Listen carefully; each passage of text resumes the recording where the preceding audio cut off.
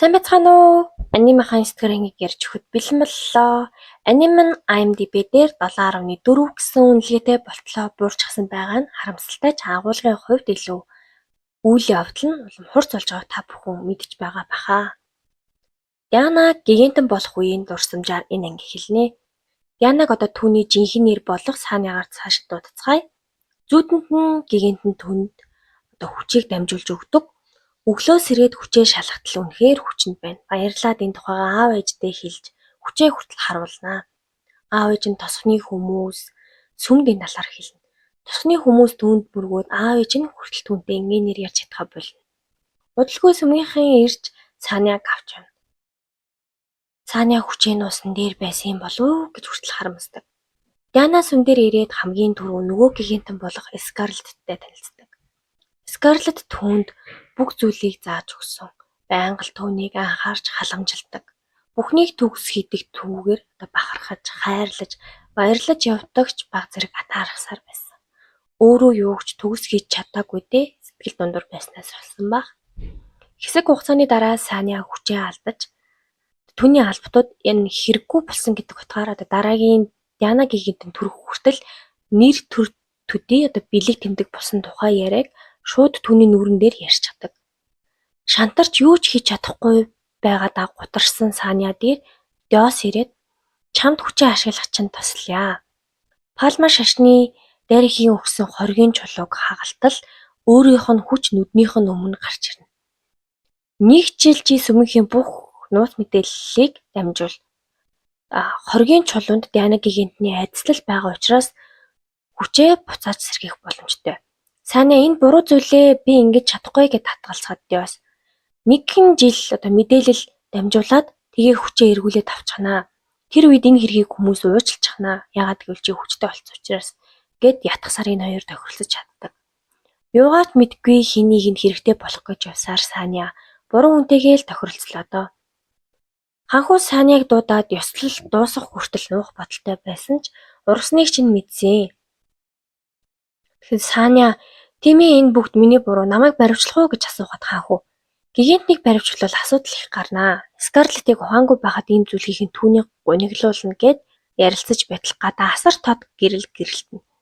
Ариун чулууны байрладаг газраас гэрэл гарсан учраас шалгуулахаар хуй болдог. Ариун чулуун дээр Палма шашныхан болон дайрах Тиренеца, Элдэрэн улсын ариун хөлөг бааtruуд байж идэг. Тиренеца ариун чулууг хормын дотор устгахад түүний албатууд холбоотнуудаар нэгтгэсэн даалгавраа амжилттай биелүүлсэн талаар түүнд илтгэж идэг. Харин Ванкеш улс руу явуулсан тамлагчийн албаны өвгөн ирэхгүй байна. Бүтлгүүцэн зэргээр ярьж байтал тэднийг нууцаар сонсож байсан Нанака баригдана.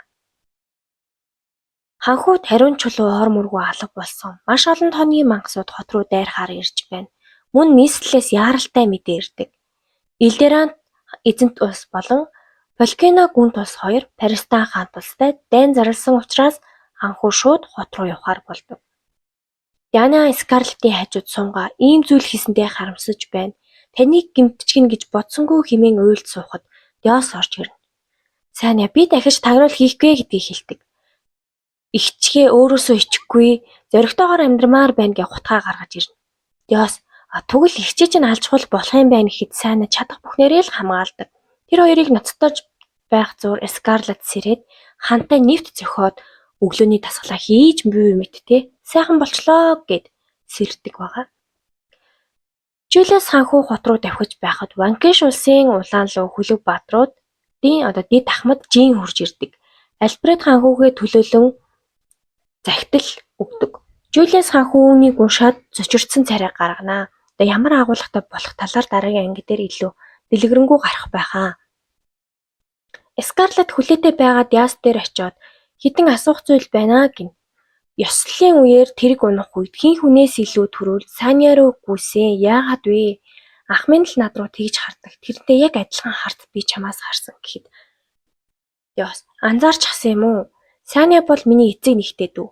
Би хагас ээл. Эцэг маань бид хоёрыг хаяад яаж амьдарч байгаа болоо гэд хэртэл гинэт цайлган хөөрхөн охинтой болчихсон байсан. Би түүнд ахын хувьар шууд дурлсан. Хүчээ алдсан дүүгийнхэн гунигтай царайг хармааргүй байсан болохоор Тиренеца айдслыг буцааж авчирч магадгүй гэдэг гарант итгэж Палма шашин дэлсэн дүүдээ туслахаар шийдсэн.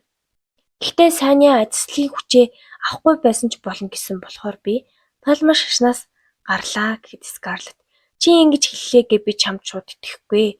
Гэхдээ чи дүүгийнх нь иргэд байж түүний чин сэтгэлээс хамгаал. Саня чиний бодож байгаа шиг сул дорой биш гэдгийг гэлснээр энэ ингэ дуустав.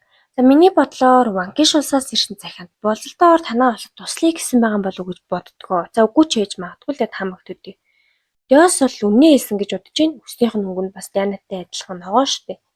За Диосыг ашиглаад Тиранецад маш амархан хажууд нь очиод Санигийн хүчийг авах гэж бодож байна. Гэтэ энэ бол зүгээр л таамаг төдий шүү. Тэгээ дараа 7 хоногт шинэ ангиараа уулзцгаая. Түр баяртай.